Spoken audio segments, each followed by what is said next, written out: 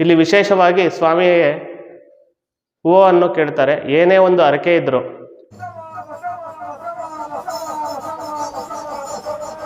ದೇವ್ರು ಎರಡು ಕಡೆ ಹೂವು ಕೊಟ್ಟಾಗ ಅವರು ದೇವ್ರನ್ನ ಬೈದು ನನಗೆ ಯಾಕೆ ಬಲ್ ಕಡೆ ಹೂವು ಕೊಡೋಲ್ಲ ಅಂತ ಗಲಾಟೆ ಮಾಡಿ ಆಮೇಲೆ ದೇವ್ರನ್ನ ನಾನು ಹೊಡೆಯೋಕೆ ಹೋಗಾಗ ದೇವರು ಅಷ್ಟು ಪಕ್ಕಕ್ಕೆ ನೋಡಿದೆ. ಈಗೂ ಪಕ್ಕಕ್ಕೆ ಅದೇ ದೇವರು.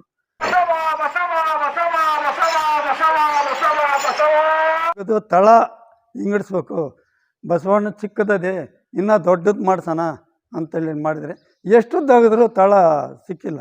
ಅದು ತಳದಾನಿಂದ ಹುಟ್ಟಿರೋದು.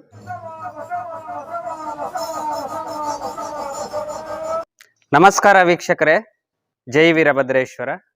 ವೀಕ್ಷಕರೇ, ಈ ದಿನ ನಾನು ಬೆಂಗಳೂರು ಗ್ರಾಮಾಂತರ ಜಿಲ್ಲೆ ಹೊಸಕೋಟೆ ತಾಲೂಕು ಸೊನ್ನಹಳ್ಳಿಪುರ ಗ್ರಾಮದಲ್ಲಿ ಪುರಾತನ ಕಾಲದಿಂದ ನೆಲೆಸಿರುವಂತಹ ಬಸವೇಶ್ವರ ಸ್ವಾಮಿಯ ದೇವಾಲಯಕ್ಕೆ ಬಂದಿದ್ದೀನಿ. ಇಲ್ಲಿ ನೆಲೆಸಿರುವಂತಹ ಬಸವೇಶ್ವರ ಸ್ವಾಮಿಯು ತುಂಬ ಪವಾಡ ಪುರುಷ ಎಂದೇ ಈ ಗ್ರಾಮದ ಎಲ್ಲ ಗ್ರಾಮಸ್ಥರು ಪೂಜೆಯನ್ನು ಮಾಡ್ತಾರೆ. ಇಲ್ಲಿ ತುಂಬ ಪವಾಡಗಳು ಸಹ ನಡೆದಿದೆ. ಈ ದೇವರ ದರ್ಶನವನ್ನು ಪಡೆಯುತ್ತಾ ಇಲ್ಲಿ ನಡೆದಿರುವಂತಹ ಪವಾಡಗಳನ್ನು ತಿಳಿದುಕೊಳ್ಳುತ್ತಾ ಈ ದೇವಾಲಯದ ಪೂರ್ತಿ ಮಾಹಿತಿಗಳನ್ನು ಕೂಡ ತಿಳಿದುಕೊಳ್ಳೋಣ ಬನ್ನಿ ವೀಕ್ಷಕರೇ. ಈ ಪುಣ್ಯಕ್ಷೇತ್ರವು ಬೆಂಗಳೂರು ಗ್ರಾಮಾಂತರ ಜಿಲ್ಲೆ ಹೊಸಕೋಟೆ ತಾಲೂಕು ಸೊನ್ನಹಳ್ಳಿಪುರ ಎನ್ನುವ ಗ್ರಾಮದಲ್ಲಿ ಇರುತ್ತದೆ. ಈ ಗ್ರಾಮವನ್ನು ತಲುಪಲು ಬೆಂಗಳೂರಿನ ಸಿಟಿ ಮಾರ್ಕೆಟ್ ಹಾಗೂ ಮೆಜೆಸ್ಟಿಕ್ನಿಂದ ಬಸ್ ಸೌಲಭ್ಯವೂ ಸಹ ಇದೆ ವೀಕ್ಷಕರೇ.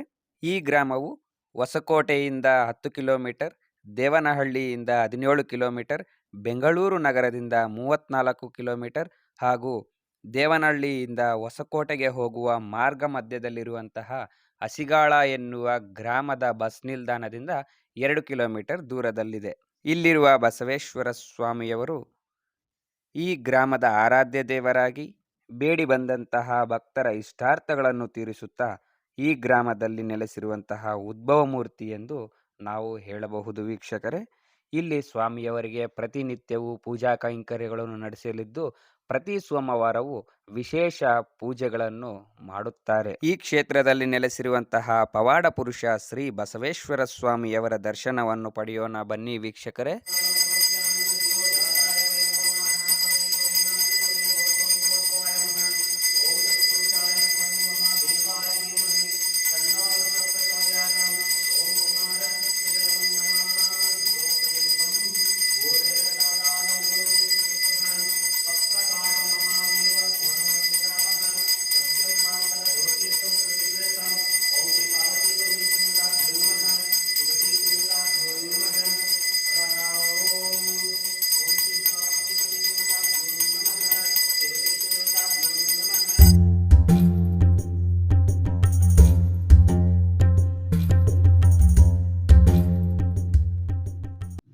ನಮಸ್ಕಾರ. ನಾವು ಈ ಊರಿನ ದೇವಸ್ಥಾನದ ಬಸವೇಶ್ವರ ಸ್ವಾಮಿಯ ಅರ್ಚಕರು. ಇದು ನಮ್ಮ ತಂದೆಯವರ ಕಾಲದಿಂದ, ನಮ್ಮ ತಾತನವ್ರ ಕಾಲದಿಂದ, ನಮ್ಮ ತಂದೆಯವರ ಕಾಲದಿಂದ ಮಾಡ್ತಾಯಿದ್ದಾರೆ. ಇದು ತುಂಬ ಪ್ರಸಿದ್ಧವಾದ ದೇವಾಲಯ, ಬಸವೇಶ್ವರ ಸ್ವಾಮಿಯ ದೇವಾಲಯ. ಇಲ್ಲಿ ವಿಜೃಂಭಣೆ ಅಂತ ನಡೆಯುವುದು ಬಸವ ಜಯಂತಿ. ಇಲ್ಲಿ ವಿಶೇಷವಾಗಿ ಬಸವ ಜಯಂತಿ ನಡೆಯಲಾಗುತ್ತದೆ. ದೀಪಗಳನ್ನು, ಹೋಮ, ಸ್ವಾಮಿಗೆ ಅಭಿಷೇಕ, ಹೋಮ ಮತ್ತು ದೀಪಗಳನ್ನು ಅಗ್ನಿಕೊಂಡದಲ್ಲಿ ಲಿಂಗದೀರ ಸಮೇತ ಎತ್ಕೊಂಡು ಇಲ್ಲಿ ಬಂದು ಸ್ವಾಮಿಗೆ ಬೆಳಗುತ್ತಾರೆ. ಇಲ್ಲಿ ವಿಶೇಷವಾಗಿ ನವರಾತ್ರಿ ವಿಶೇಷವಾಗಿ ಒಂದೊಂದು ದಿನ ಒಂದೊಂದು ಬಗೆಯ ಅಲಂಕಾರಗಳು ಇಲ್ಲಿ ನಡೆಯುತ್ತದೆ. ಹಾಗೂ ಕಾರ್ತಿಕ ಮಾಸದಂದು ವಿಶೇಷವಾದ ಅಲಂಕಾರ ಹಾಗೂ ಅನ್ನದಾಸೋಹ ಮತ್ತು ದೀಪಗಳನ್ನು ಇಲ್ಲಿ ಎಲ್ಲ ಬಂದು ದೀಪಗಳನ್ನು ಹಚ್ತಾರೆ. ದೇವಸ್ಥಾನದ ಮುಂದೆ, ದೇವಸ್ಥಾನದ ಒಳಗಡೆ ಲಕ್ಷ ದೀಪೋತ್ಸವ ಇಲ್ಲಿ ನಡೆಯುತ್ತದೆ. ಹಾಗೂ ಪ್ರತಿ ಮನೆಯಿಂದ ಭಕ್ತಾದಿಗಳು ಬಂದು ಇಲ್ಲಿ ದೀಪಗಳನ್ನು ತಂದು ಹಚ್ತಾರೆ. ಮತ್ತು ಶಿವರಾತ್ರಿ ವಿಶೇಷವಾಗಿ ನಡೆಯುತ್ತದೆ. ಮತ್ತು ಎಲ್ಲ ಪಕ್ಕದಿಂದ ಬಂದು ಎಲ್ಲ ಊರಿನವರು ಬಂದು ಇಲ್ಲಿ ಸ್ವಾಮಿಯನ್ನು ಪೂಜೆ ಮಾಡಿಸ್ಕೊಂಡು ಹೋಗ್ತಾರೆ. ಇಲ್ಲಿ ವಿಶೇಷವಾಗಿ ಸ್ವಾಮಿಗೆ ಹೂವನ್ನು ಕೇಳ್ತಾರೆ. ಏನೇ ಒಂದು ಹರಕೆ ಇದ್ದರು ಇಲ್ಲಿ ಬಂದು ದೇವಸ್ಥಾನದ ಒಳಗಡೆ ಸ್ವಾಮಿಯನ್ನು ಹೂವನ್ನು ಕೇಳ್ತಾರೆ. ಪ್ರತಿಯೊಂದು ಇಂಥ ವಿಷಯಕ್ಕೆ ಗೊತ್ತಿಲ್ಲ, ಪ್ರತಿಯೊಂದು ಬೋರ್ವೆಲ್ ಆಗಲಿ, ಹಾಗೂ ಅವ್ರ ಮನೆ ಮಕ್ಕಳು ಮರಿ ಏನೇ ಒಂದು ಅವ್ರ ಕೆಲಸಗಳ ಏನೇ ಇರ್ಬೋದು, ಅವರ ಹರಕೆ ಏನೇ ಇರ್ಬೋದು, ಇಲ್ಲಿ ಬಂದು ದೇವರನ್ನು ಹರಕೆ ಕೇಳ್ತಾರೆ. ಅದು ಬಲಗಡೆ ಇಲ್ಲ ಎಡಗಡೆ ದೇವರು ಕೊಡ್ತಾರೆ. ಆದ್ದರಿಂದ ಇಲ್ಲಿ ದೇವರನ್ನು ಬಹಳ ತುಂಬ ನಂಬಿದ್ದಾರೆ. ಎಲ್ಲ ಕಡೆಯಿಂದ ಭಕ್ತಾದಿಗಳು ಬೇರೆ ಬೇರೆ ಕಡೆಯಿಂದ ಇದು ತಳೆದ ದೇವರು. ತುಂಬ ಜನ ಇಲ್ಲಿ ಬಂದು ಪೂಜೆಯನ್ನು ಮಾಡಿಸ್ಕೊಂಡು ಹೋಗ್ತಾರೆ. ನಮ್ಮ ಹೆಸರು ನಾರಾಯಣಪ್ಪ ಅಂತ.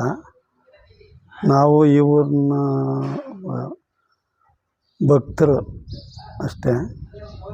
ಆಮೇಲೆ ಇದು ದೇವಸ್ಥಾನ ಆಗಿದ್ದು ಅಂತಂದರೆ ನಮ್ಮ ತಾತನ ಕಾಲದಿಂದ ಇಲ್ಲಿ ದೇವಸ್ಥಾನ ಇತ್ತು. ನಮ್ಮ ತಾತನವರು ಹೇಳೋರು ದೇವಸ್ಥಾನ ಇಲ್ಲೇ ಹುಟ್ಟಿದ್ದು.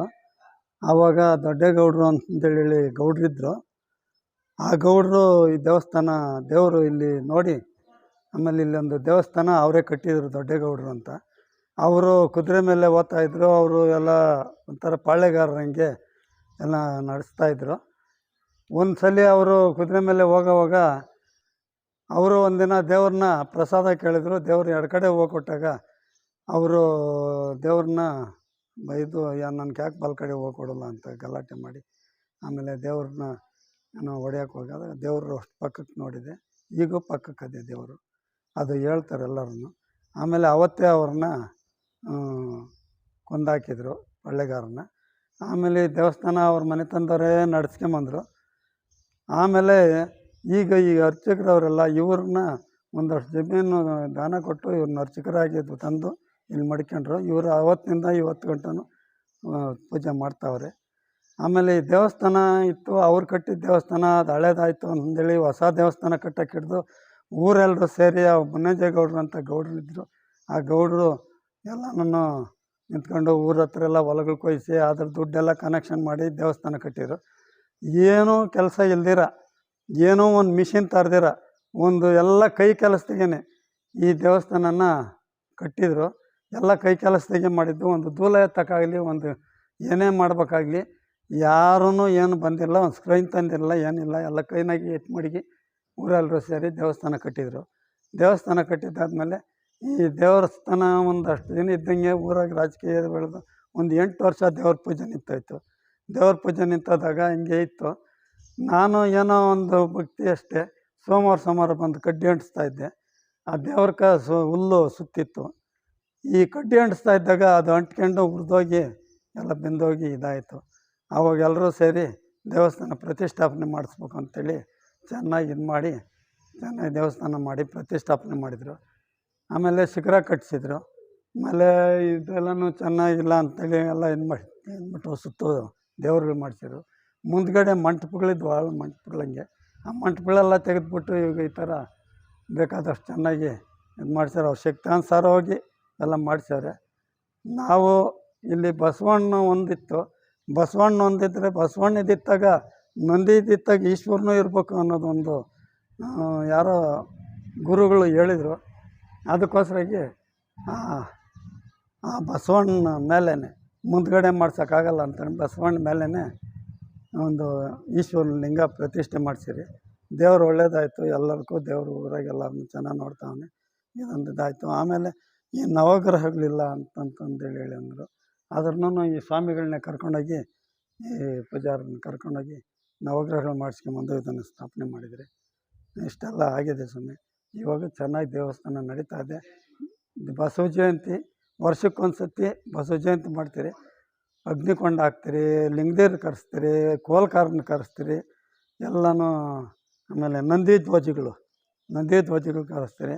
ಎಲ್ಲ ಕರೆಸಿ ಸುತ್ತು ಊರುಗಳವ್ರಿಗೆಲ್ಲ ಚೆನ್ನಾಗಿ ಎಲ್ಲರಿಗೂ ಸುತ್ತು ಊರುಗಳವ್ರಿಗೆಲ್ಲ ಪಾಂಪ್ಲೆಟ್ ಹಂಚಿ ಎಲ್ಲ ಊರುಗಳವ್ರಿಗೂ ಊಟ ಹಾಕಿ ಎಲ್ಲ ದೇವ್ರದ್ದು ಮೆರವಣಿಗೆ ಚೆನ್ನಾಗಿ ಮಾಡ್ತಾರೆ.